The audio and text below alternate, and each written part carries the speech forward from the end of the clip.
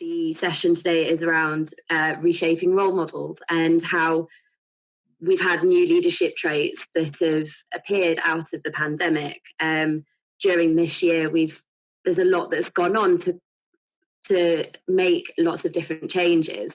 And the current health crisis has actually showcased who our new role models are, and looking at the character traits of successful leaders, the leaders that we've seen across the globe who have been managing the countries in their pandemic, and actually what started to differentiate them. So looking at male and female traits. So we also want to focus this conversation on the importance of empathy and leadership. Before we move on to any of the questions, I just quickly would like Tolu and Sunita to just quickly introduce themselves to our audience and just give a brief description about what your job is. So Tolu, would you like to start? Sure, of course. Thank you so much for having me today. I serve as the Vice President of Strategic Growth and Engagement with an organization called Promundo. Promundo was founded in Brazil about 20-some years ago, and it actually means for the world in Portuguese. It's a conjunction. But really the idea is that gender equality is a social good for the world. And so what Promundo does is really work to engage men and boys in advancing gender equality and reducing violence. And so a big part of my role at Promundo is a lead on expanding the expansion of partnership development across sectors. So engage private sector, public sector, nonprofits, other partners, and really with a lens on strategic growth, sustainability, and impact. And then lead our workplace advisors program, which is really focused on engagement with the private sector and thinking about how to really leverage connections with their consumer audiences.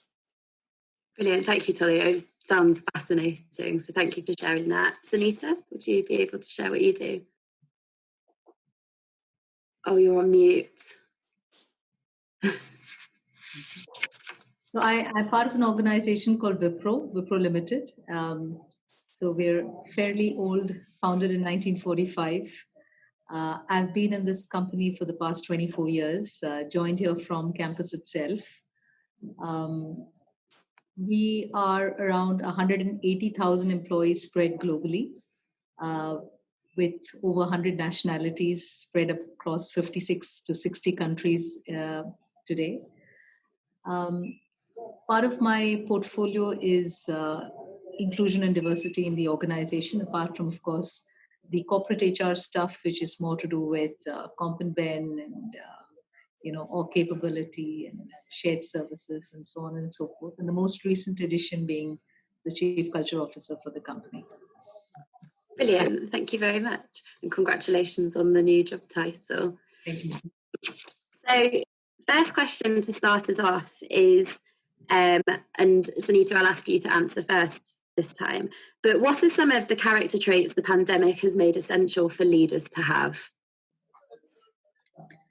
So the way I look at it, Caitlin, I think leadership traits, irrespective of pandemic or not, I think there are certain leadership traits that all leaders should have.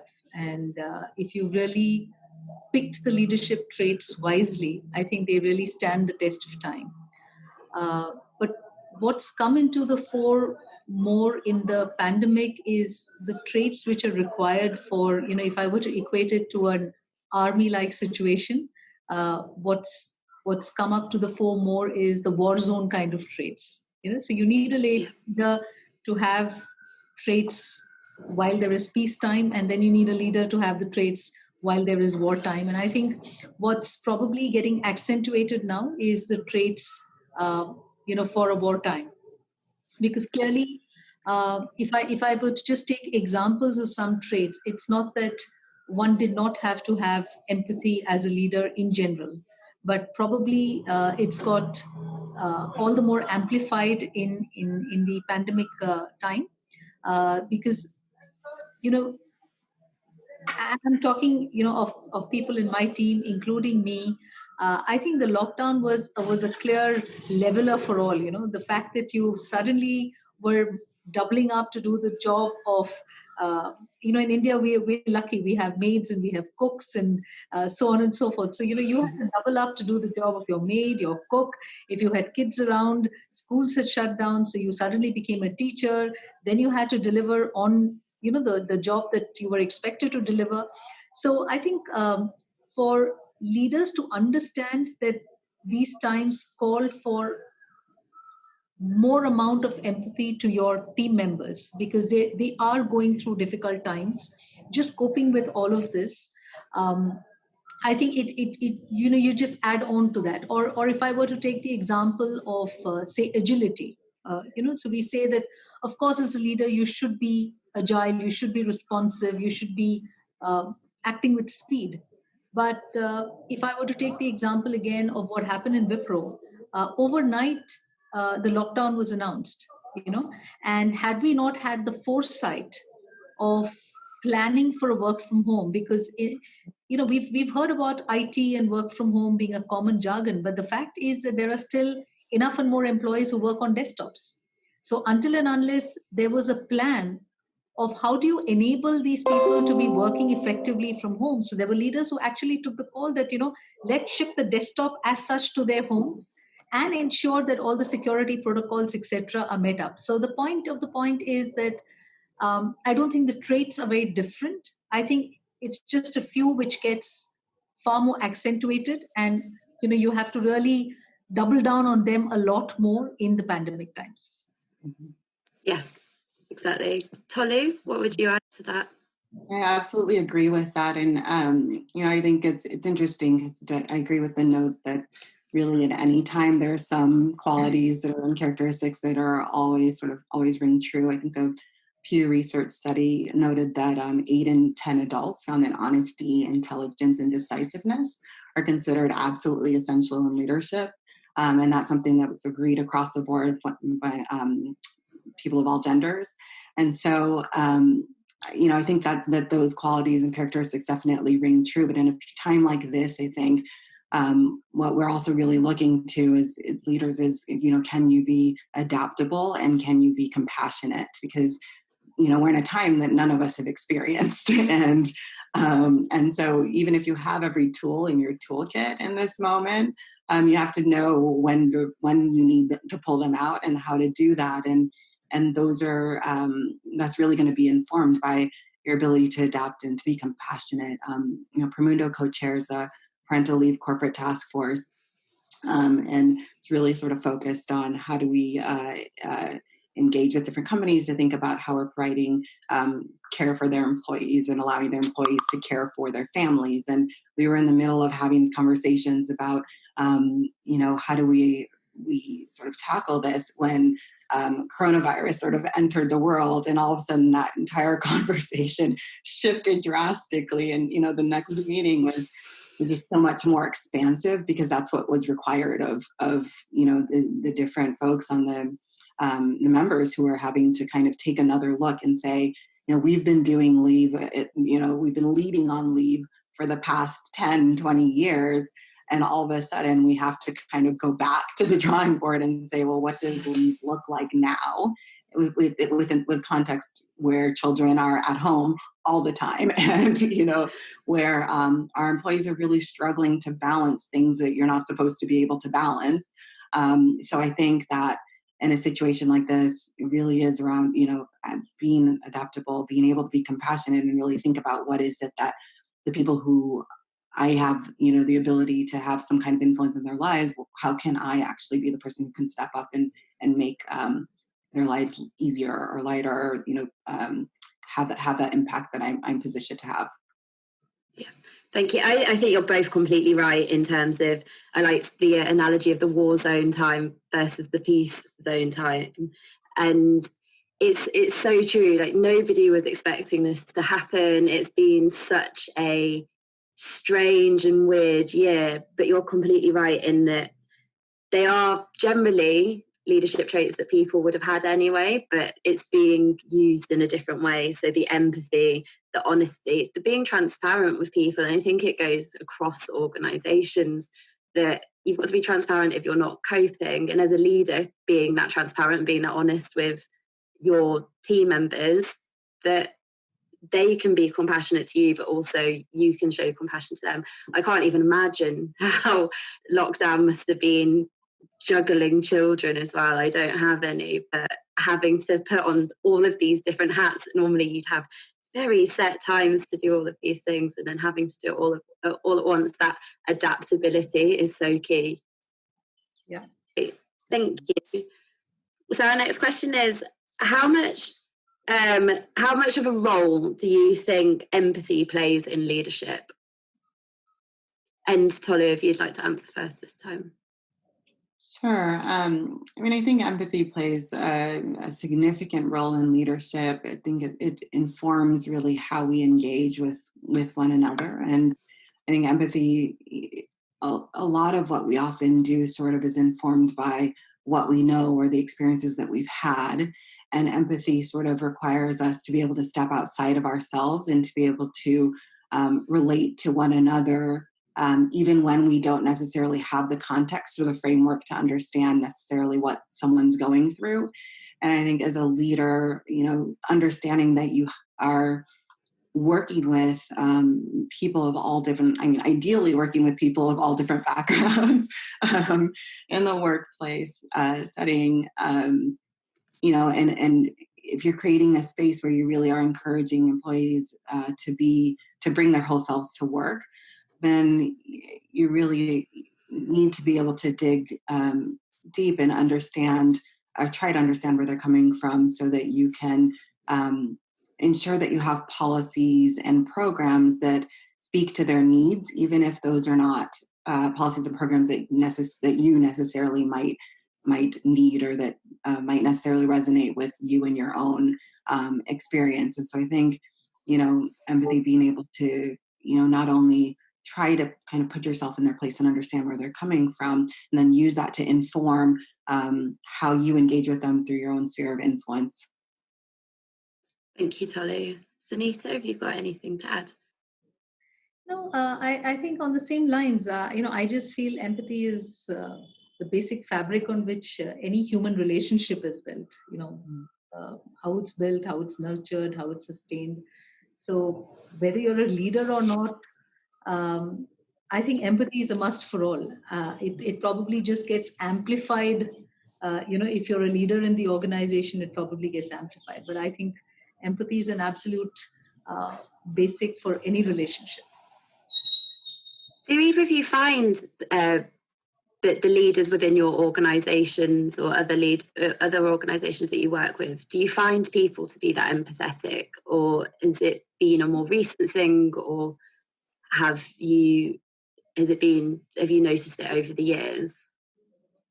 It's clearly a trait which we have as one of the leadership qualities that people should have, because I think the more and more people understand that, how do you have leaders who are empathetic, who inspire, so we're always seeking those leaders who can light that fire within you. I say, rather than lighting the fire under you. So you're always looking for those kind of leaders, and I think empathy is clearly at the heart of the leadership traits that would be drawn out. Yeah, no, I absolutely agree with that, and I think, if anything, I think this period has sort of maybe brought it more out of people, because we are in these situations where we're suddenly having a clash of personal and professional. So, they're the people that we sort of know within a very specific, particular context, and suddenly we're seeing them in their homes with children, running up, or dogs like coming in, and you suddenly start to get a sense of who they are as a whole person.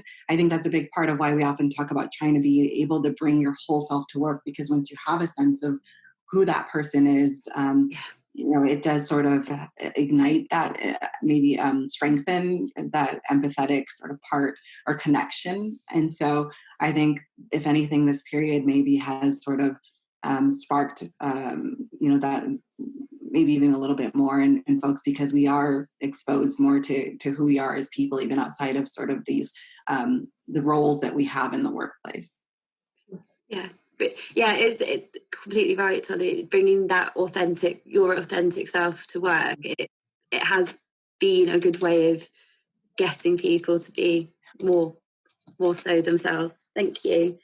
On our third question, there was a lot reported in the news about how women-led countries survived the pandemic better than others. Do you think this comparison is valid and that male or female leadership traits could be differentiated? Sunita, could you answer first this time? Well, research at least doesn't show that men and women have innately different leadership traits. And even if I look at the pandemic, if I zoom in on countries, I think two countries which stood out, New Zealand, which had a female leader, and Singapore, which had a male leader. I think both of them handled it pretty much the way it should have been. So I'm not too sure we can really pin it down on gender-based differences on the way different countries looked at the pandemic and responded to it.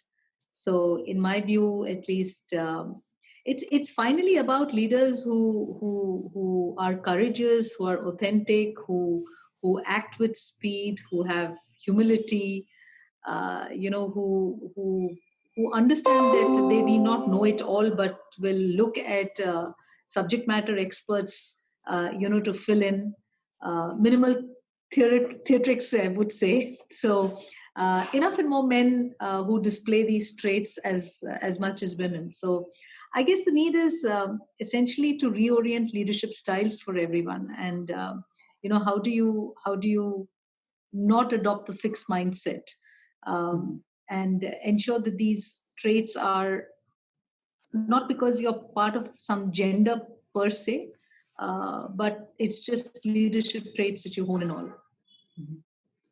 Thank you. Tolu? Yeah, I agree with that. I think it's interesting because when you think about, the countries that or did fare well, a lot of them sort of just followed the guidance around the best way to try to take COVID on. And I think, I think that for me, it's less about the gender line, and it's more about the fact that, I think none of us are really archetypes, right? We are all socialized. We all bring our life experiences to work, and those inform how we engage with each other and how we lead. And so I think regardless of your gender, sort of depending, we're more informed or maybe more influenced by our life experiences. And so there might be some situations or some experiences where perhaps some leaders might sort of question themselves a little bit more than other leaders, or some leaders might be more inclined to sort of engage in the guidance and sort of try to approach it with a level of humility. I don't think that those are things that have to do necessarily with gender, but I do think that those are things that have to do with life experience and how we sort of show up in the world. And so I think there's something very real around socialization and around sort of different personality types and things like that, but not necessarily anything I think is specific to gender lines. Yeah, it's a really interesting kind of comparison, and I agree, because you can get some, like, generally when you look at the countries that have done the worst, they do have male leaders who could maybe be seen as egotistical. And I do wonder if you do get some traits that are generally more towards males than females. I don't know. I don't know what your thoughts are on that. Yeah, I mean, I don't think it's necessarily, egoism. I think that, a big part of what the work that we do at Promundo is in terms of engaging men and boys is really sort of challenging all of us to take a look at how we've been socialized. And a lot of times we often do sort of socialize young boys from, starting at a young age to sort of not necessarily express emotion in the way, openly. And a lot of our research has shown that when raised with a certain set of ideas about masculinity that can be, harmful ideas about masculinity, there can be a difficulty connecting with others or accepting others. And so there are some realities around how, some men and boys are raised based on how they're sort of socialized and how society kind of engages with men and boys and tells them what's okay to do and be and what's not okay to do and be. Yeah. But in the same, in that same note, in terms of a lot of that is learned, then it can also be unlearned. And I think that some men are able to unlearn that socialization. And in the same sense, part of the reason I say that I think it's not necessarily along gender lines is because I think we've also had, engaged with leaders of who are women who also, have been socialized to believe the same things too. Yeah. So, it's not necessarily specific to that, but I do think that there's a reality around around how that might play out in some ways. And I think, we see that in leadership that's kind of playing around even around COVID, where, I've probably read articles around how there have been discussions around masculinity with when you're talking about mask wearing, right? It's like such a basic act to protect oneself, and it's become a conversation about machismo. And so, when you think about it within that context, then that is how it might play out in a negative way. But yeah, definitely an interesting idea. I think generally, though, for the most part, it really does sort of just come down to each individual and how each individual approaches it. But there is a conversation to be had around how socialization impacts men and women, people of all genders. Thank you, Tolu. Self-aware, basically, essentially, it's that. How do you make them self-aware of what really comes through, and how do you work on that? Absolutely. So for a long time, celebrities and sports stars have been looked at as role models, and body image has been a topic under scrutiny, especially when influencing younger people and throughout social media. The pandemic has seen different roles looked to as role models or heroes. So, for example, health workers, people who are working on the front line.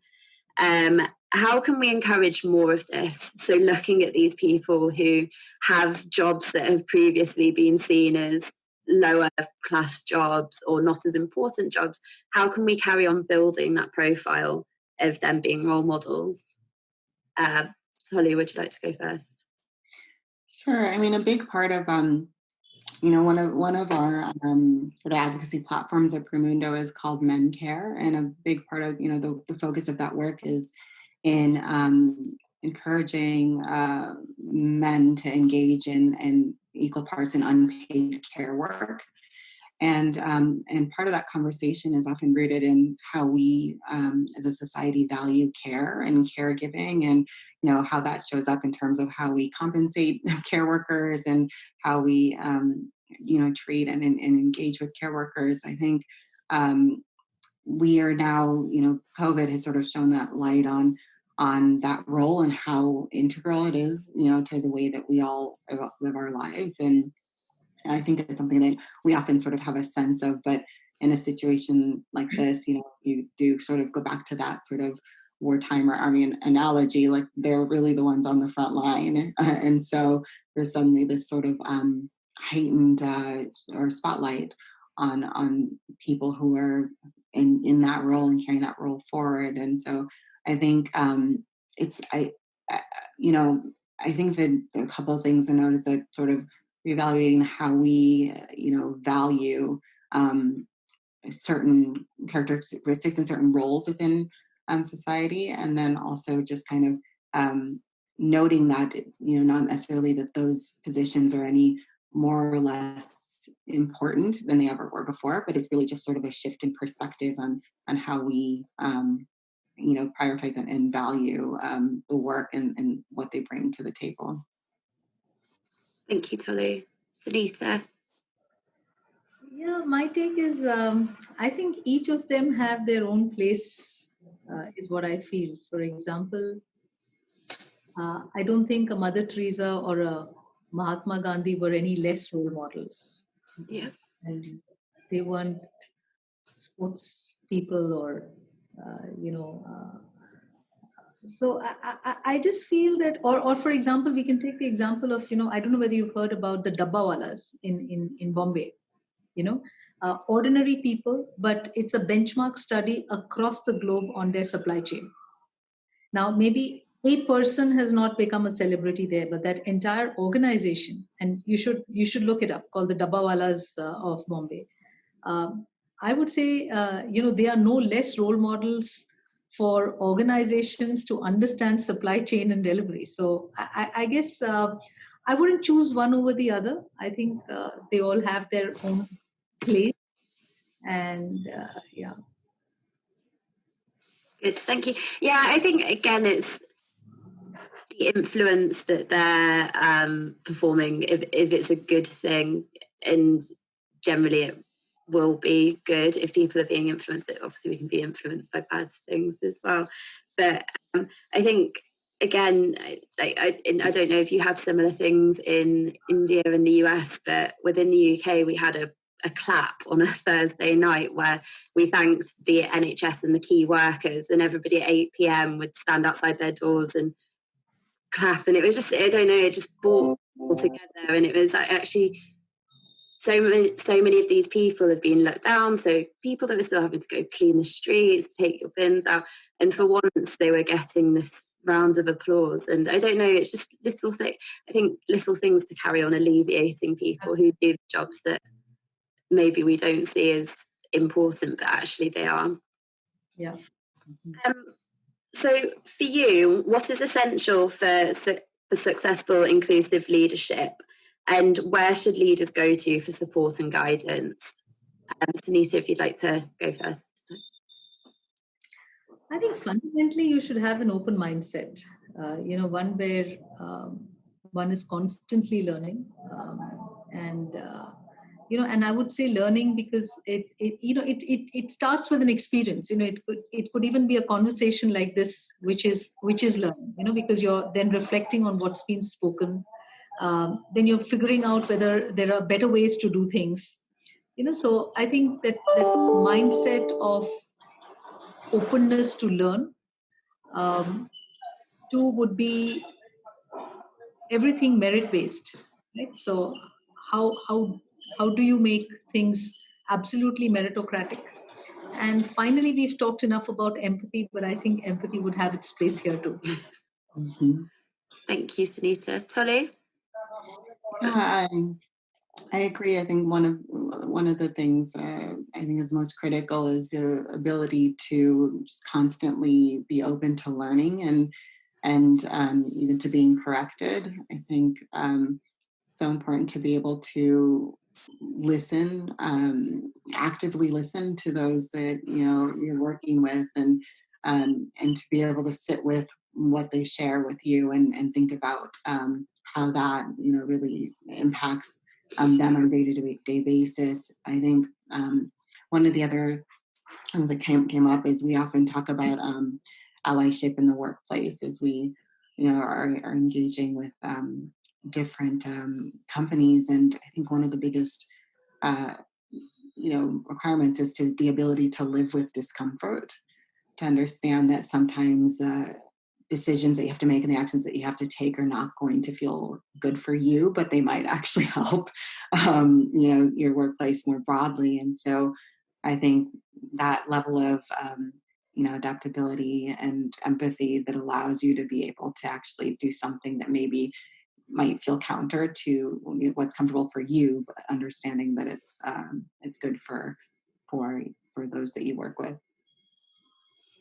And that living with discomfort, I think it's so, obviously we don't want to be uncomfortable, but I think it's so important if we are going to strive to be truly inclusive and successful leaders, that part of you that's just like constantly wanting to learn, feeling uncomfortable with stuff that's foreign to you and you don't know about it. And I think you're so right. Just the second part of that question is, where should leaders go for support and guidance on these things? What do you think, Tolu? I think that ultimately, I know just in terms of sort of what works for me is, I have a network of other women who I engage with every couple weeks. I actually have two separate groups. one I engage with probably once a month, and another once every few months. But it's really ultimately about accountability for each other. We play that role. In not only sort of helping hold each other accountable in terms of the types of leaders we want to be, but also just in our own sort of personal pursuits. And I think that there's a sort of two things: is sort of, if you can have a peer group that can hold you accountable, but then also if there's a model that you can look to in terms of the type of leader that you want to be, and if it's someone that you can really engage as a mentor in a way. I think the more that we can learn from people who are actually living out the type of leadership that we ultimately want to sort of the type of leader that we want to be. I think that's another sort of critical way. But yeah, and then going back to what I said before, I think it's just listening and learning from the people who work with you every day. I think they're almost more often than not more than happy to help you grow if you're really open to it. So yeah, those are a few things, but I think those are some ways. Anything additional from you, Sunita, on that? Yeah, I think the first where would you go is probably I would look within, because nothing like self-awareness, and like Tolu said, what do you want to become, and you should look within and see for yourself the mirror and how you come across. And clearly, I call it my circle of trust. That close group that I would really trust to kind of give me feedback which is relevant, and which is clearly with the intent of making me improve rather than giving feedback for feedback's sake. Yeah, good. I think, the circle of trust is a good one. And also having people within that circle of trust that maybe won't necessarily always give you the feedback that you want to hear. Can actually challenge you and make you strive to be better and make you strive to grow, because it's only so much hearing, oh yeah, you're doing a good job, but it's if you are going to get to that point, actually having that challenge, having somebody to tell you, no, you didn't do that well, I think it's really important. So our final question, it's one that we've been asking all of our panelists, is what is the one action that you think everybody should commit to be able to make change in this area? Tolu, would you like to go first? Sure. I mean, I think I'd say do something uncomfortable, like proactively sort of, I think, to pull from what Sunita had noted, because I think it is really important, is to take that look, take a look at yourself and really think about, an area where you've been challenged and maybe have avoided because it feels like a little bit more work than you want to dive into, and then commit to do the thing that's uncomfortable, because that's likely the thing that's going to be that's going to help you sort of take that step forward that you really are and achieve what you really are hoping to achieve. So yeah, I think look within and be uncomfortable. Thank you. Sunita? I would probably say, firstly, a recognition that individuals are different and each one of them has their own unique needs. Don't paint all issues with the same brush. I think the understanding and the ability to accept that. And two would be to call out when you see something that is not going the right way. How much of safe space are you creating as a leader for your teams to be able to call out? So I think that, to me, I think these two would be the most important ones. Thank you. So that's the end of the questions that I have, but I think we've got a couple of questions from our audience. So I don't know, Prachi, how do you want this Yeah, I can take this forward. We have a few questions. Some are related to while you were speaking. They had questions. And then there are some which are additional. But first question that I'd ask is there's a question from Karen. Might the leader of Singapore have different traits than many male leaders? I think this is when you were talking in the second question, when you were talking about that. Do you want to answer? Is the question, why does the Singapore leader have different traits, or? Might the leader of Singapore have different traits than many male leaders? Yeah. No, so basically, do you think that the leader of Singapore has different traits than many male leaders?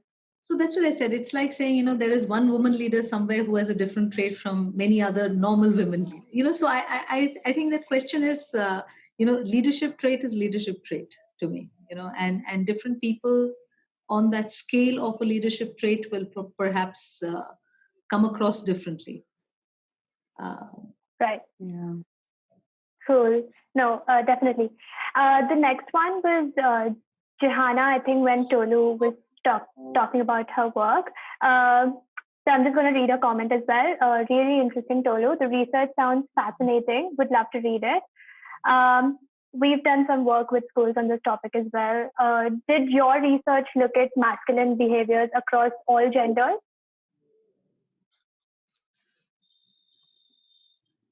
Huh? We can't hear you, Prachi. Sorry. Can you guys hear me now? Yeah. Yeah, I can. Okay. So her final question was, did your research look at masculine behaviors across all genders?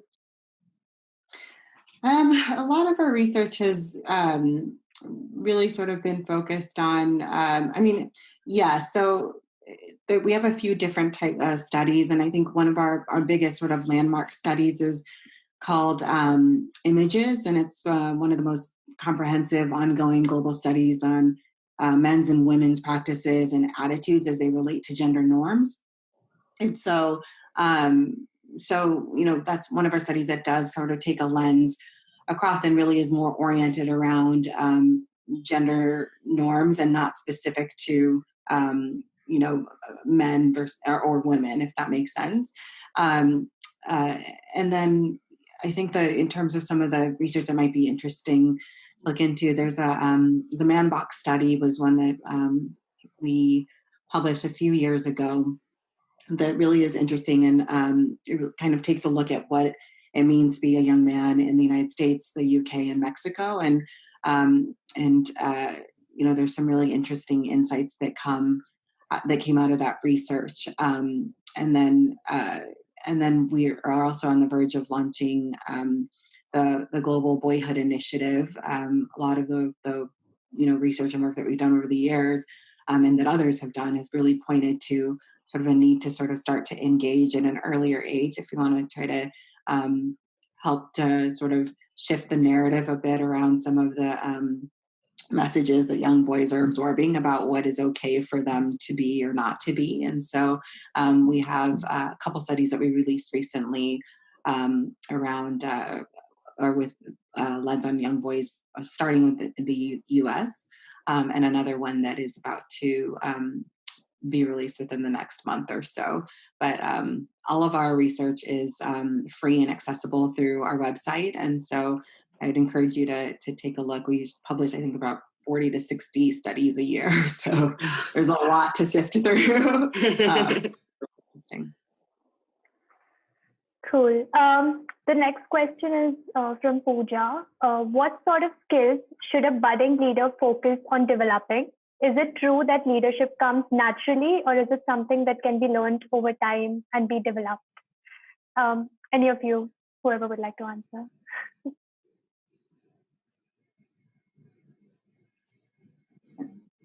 Yes, so I can go for that. I think clearly leadership can be developed. Of course, some people are gifted. There are some innate skills that some have. But I wouldn't write off the rest of them, saying that if you don't have it in you innately, then you kind of can't be a leader. So I clearly these are traits which, if one talks about, if one gets feedback about, if one consciously starts working upon, I think it's definitely possible for one to equip ourselves better with these leadership traits. Definitely. Yeah. Next question is from Victor. In a modern organization, where do employees stand when it comes to shaping a successful leader and a role model? What is or should be their role, if any? And to what extent the corporate transparency and trust plays a role in this? No, I can give it a shot, and I think Sunita probably has quite a bit to add to this one too. But I think, so first, just starting with the last part, because I think that is a critical part, is that I think transparency and trust plays a huge role in employees' comfort level and how freely they, you might be able to maybe speak openly or feel that you can kind of share your observations, or perhaps even just sharing bringing your whole self to work in a way that allows your employer to be able to lead with a lens on sort of a sense of all the things that they might need to be aware of for them to be able to support you fully. So I think transparency plays a large role in that. But I do think that it is critical for employees to be able to have a space to give feedback, and to be able to speak into some planning processes and things that sort of would be as policies and programs are shaped. And I think that it does play a big role in terms of helping shape the leaders in your company. And to be honest, I think when I think about it more broadly, employees, leaders, I think regardless of your role in the workplace, you are a leader for somebody. I think we step into different leadership roles. You might be the person who decides that it's important to have a parent ERG at your workplace, and you're a leader within that context, whether or not you're an executive leader in the workplace. So I think we can all step into different types of leadership roles in the workplace. And so I think employees play a really important role in shaping leaders. And I do believe that transparency and trust is really, really critical to being able to do that as well. Great. Cool. Next question is from Dina. What do you think is the best way to get leaders to fully dispel the ideas of gender norms? I think over there, it's more of the unconscious bias trainings that need to be done, because a lot of the gender norms are probably in your head, and until and unless you're actually going through it very meticulously, trying to crack the biases that one has, and like Tolu said, a lot depends on my social upbringing and what I have been taught as I grew up. So a lot of those biases probably are fairly ingrained in me from my childhood. So there's all the more work that organizations have to do in such cases where you just keep repeating what those unconscious biases could be, and make leaders aware that this is not right. Yeah. I agree with that. In our work at Promundo, a lot of the work that we do is really sort of thinking about gender transformative approaches to helping kind of shift the way that people engage with one another around different power systems. And with a lens on that, one of the most kind of critical pieces is really taking a lens on the social ecological model, and that it's not enough to sort of ask the individual to kind of take on the transformation and change, but you also need to be able to address sort of the broader communities that support those individuals and the systems that create those communities, or that feed resources into those communities. And so it's one thing, I think, to sort of have leaders within the workplace shift, but then the workplace culture also needs to need to also try to tackle the workplace culture, and then within that maybe the broader company. So it's sort of thinking about not just our roles as individuals, but then, if you do the work to change, how can you also influence your broader workplace? And then how can you also influence maybe your larger company? Yeah.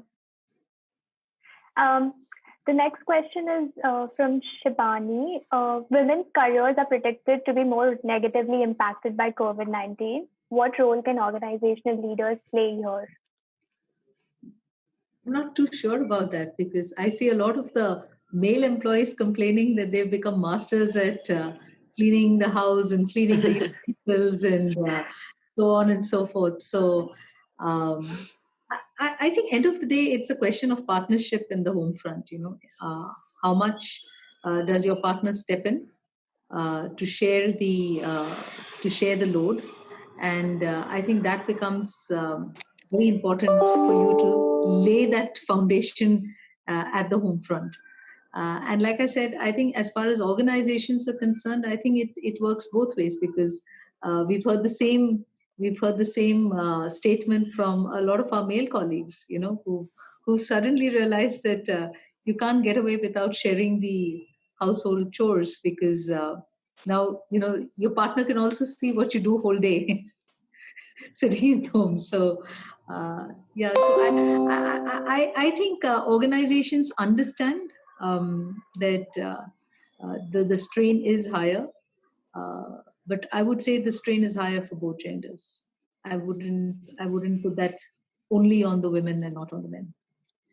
I think that I do think that definitely it has impacted women and men, and absolutely. I think we actually did a study called How I Care, that was really taking a lens on women and men, just households, with the impact of COVID and how it's been, how that's impacted folks in household. And I think, what the research did show was that the women were sort of taking on a greater load of the work. And so, and I think that's something that even, a lot of the men who took the study also sort of agreed.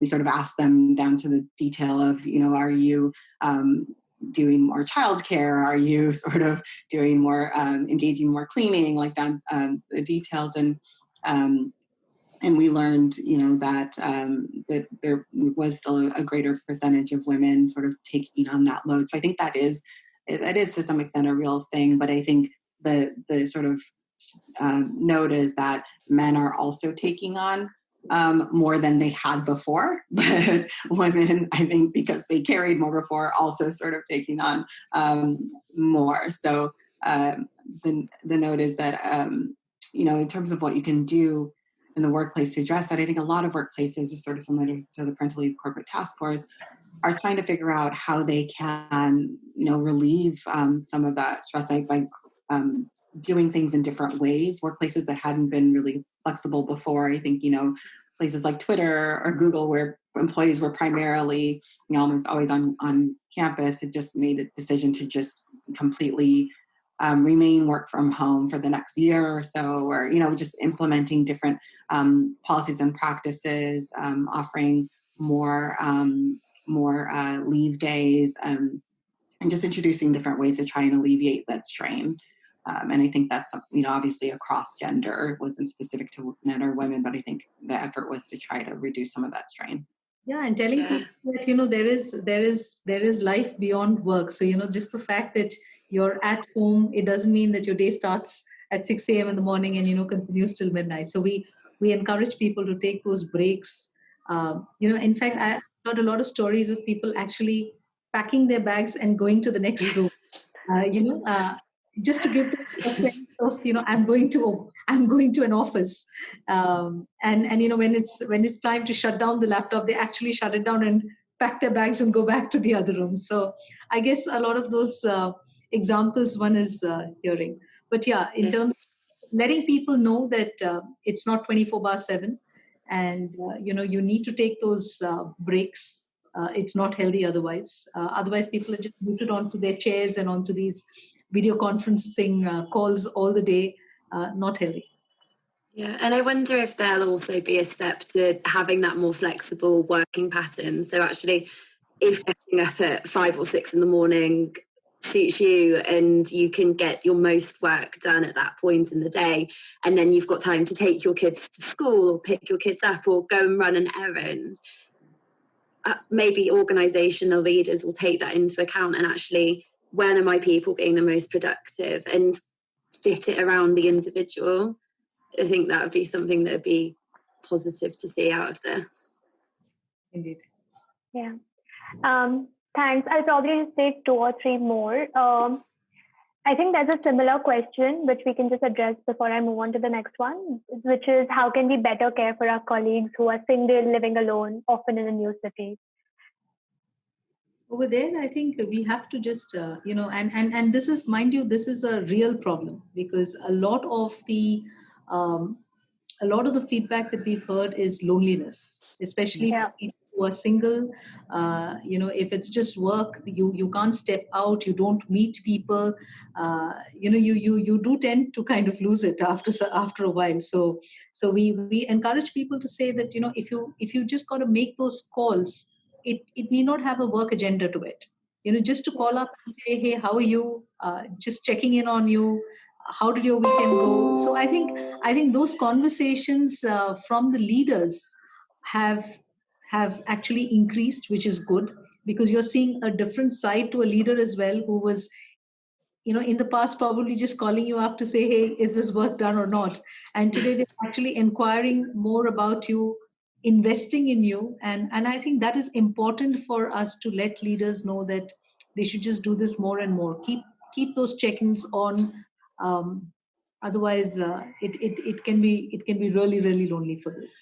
Yeah, I agree with that. I think it's and then we've also Promundo, we also implemented a couple things that we hadn't been doing before, and one of those is on a weekday morning we have a informal breakfast, and so everyone can log on to Zoom and grab your coffee and just kind of touch base for, some folks hop in for 30 minutes, some stay for a full hour.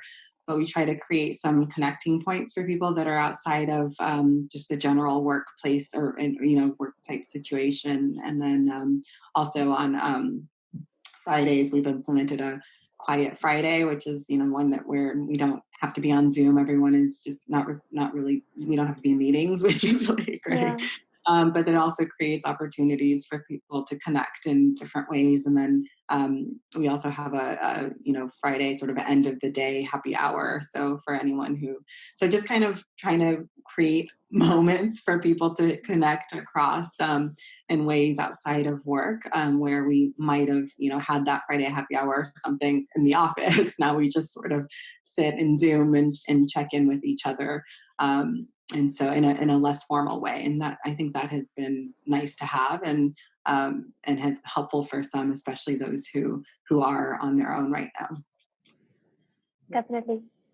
So I'll just cover 2 more, and we would have kind of covered all of them. Dina is asking, do you like the leadership style of Jacinda Ardern, the New Zealand Prime Minister, as inclusive female? And do you think her successes in style would be celebrated and referred as much if she was a male leader?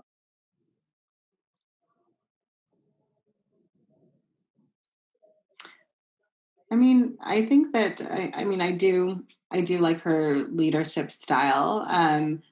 I think it's tough to say would her successes be celebrated or heard as much as she was a male leader. I think because part of what we're acknowledging about her is what she has accomplished as a woman, right? And in terms of being a woman in that position, and there, we know that there aren't as many women in leadership or like leading countries in the same way that she is. So I think part of it is that when we sort of take a look at what she's doing, part of it is that part of what she's accomplished is being a woman in her position, and with that comes some of the challenges that it does come with being a woman.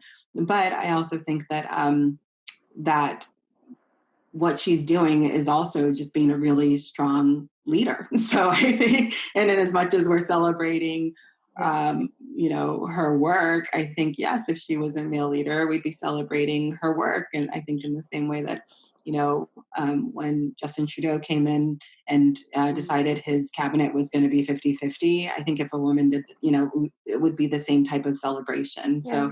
I don't think her success or the celebration of her work is specific to the fact that she is a woman, but I do think that it is a factor that is worth acknowledging as well.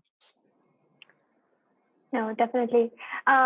And just to wrap this session up with the last question, how do you build a circle of trust that will give you honest feedback and won't always agree with you?